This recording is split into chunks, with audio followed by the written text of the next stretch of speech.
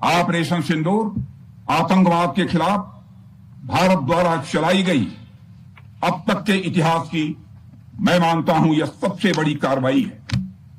35-40 वर्षों से भारत सरहद पार से चलाई जा रही आतंकवाद का सामना कर रहा है।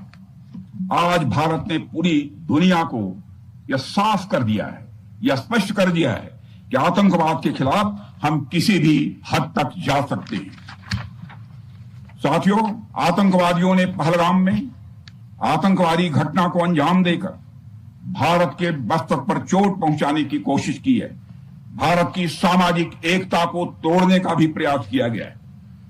उन्होंने भारत के माथे पर वार किया, हमने उनकी छाती पर वार किया है और छाती पर घाव किया है। पाकिस्तान के जख्मों का इलाज इसी बात में है कि वह भारत विरोधी और आतंकवादी संगठनों को पनाह देना बंद करे और अपनी जमीन का इस्तेमाल भारत के खिलाफ किसी भी सूरत में न होने दे।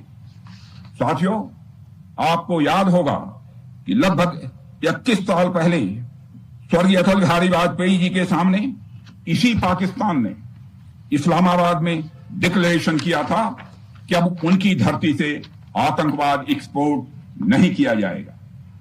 मगर पाकिस्तान ने भारत को धोखा दिया है, पाकिस्तान ने भारत को छला है और आज भी वह धोखा दे रहा है। इसका खामियाजा अब उसको भारी कीमत करके भुगतना पड़ा है और यह कीमत यदि आतंकवादी वारदातें चलती रही तो लगातार यह बढ़ने ही वाली है।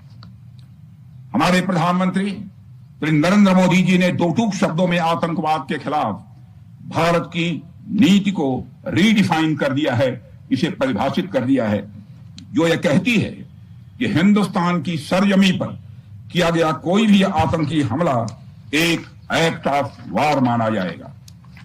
दोनों देशों में जो अंडरस्टैंडिंग बनी है फिलहाल वह इसी बात को लेकर है कि सरहद पार से कोई बेजा हरकत अब नहीं की जाएगी। अगर की गई तो बात निकलेगी तो बहुत दूर तक जाएगी। साथ ही हमारे प्रधानमंत्री ने यह भी साफ कर दिया है, आतंक और बातचीत कदापि एक साथ नहीं चलेंगे और अगर बात होगी तो आतंकवाद पर होगी और पाक ऑक्युपाइड कश्मीर पर ही होगी। साथियों, ऑपरेशन सिंदूर की कामयाबी ने पाकिस्तान में छिपे आतंकी संगठनों और उनके आकाओं को भी यह साफ बता दिया है कि वे कहीं भी अपने आप को महफूज और सुरक्षित न समझें। अब वे हमारे बहादुर भारतीय सेनाओं के निशाने पर हैं। दुनिया जानती है हमारी सेनाओं का निशाना अचूक है और वो जब वो निशाना लगाते हैं तो गिनती करने का काम वह दुश्मनों पर छोड़ देते हैं। साथियों, आज आतंकवाद के खिलाफ भारत की प्रतिज्ञा कितनी कठोर है इसका पता इसी बात से चलता है कि हमने उनके न्यूक्लियर ब्लैकमेल की भी परवाह नहीं की।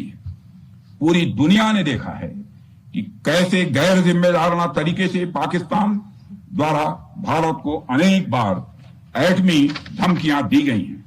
आज श्रीनगर की धरती से मैं पूरी दुनिया के सामने यह सवाल उठाना चाहता हूं कि क्या ऐसे गैर जिम्मेदार और रोग नेशन के हाथों में परमाणु हथियार सुरक्षित हैं? मैं दुनिया के सामने यह सवाल खड़ा करना चाहता हूं।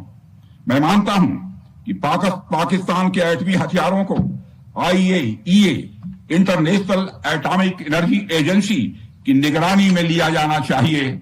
मैं यह कहना चाहूंगा और साफ तौर पर कहना चाहूंगा